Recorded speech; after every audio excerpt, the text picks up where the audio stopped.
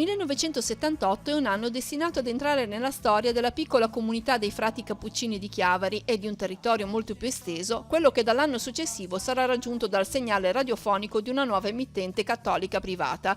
Un gruppo di 10 ragazzi uniti dalla frequentazione della comunità francescana e dall'attività sportiva nell'allora associazione calcistica Sant'Antonio di Chiavari viene interpellato dal nuovo padre guardiano del convento dei frati, padre Lorenzo Zamperin. Noi eravamo piccoli chirichetti, siamo cresciuti lì e un bel giorno, quando avevamo intorno ai 18 anni, arrivò questo nuovo frate che era padre Lorenzo e approcciandoci ci chiese: ma che intenzione avete? Volete fare una squadra di calcio? Noi, anzi io veramente fui io, dissi: ma a me piacerebbe tentare l'avventura delle radio libere, di fare una radio.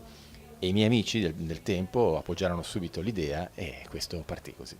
La scelta del nome è affidata ad una casualità, il pensiero va ad una stella luminosa della costellazione del Toro.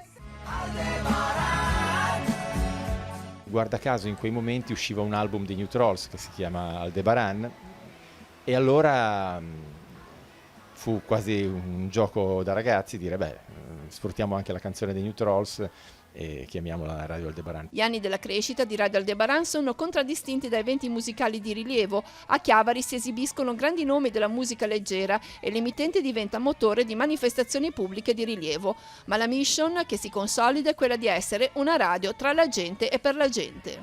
I primi anni della radio furono anni in cui gli ascoltatori, soprattutto durante le mattinate, quando c'era Laura, c'erano altri speaker, telefonavano spesso in radio per raccontarci la loro storia. Quindi questo nostro modo di fare radio, che è rimasto tuttora forse il nostro punto vincente, è quello di essere al pari degli ascoltatori, cioè degli amici veramente che ti fanno compagnia durante la giornata.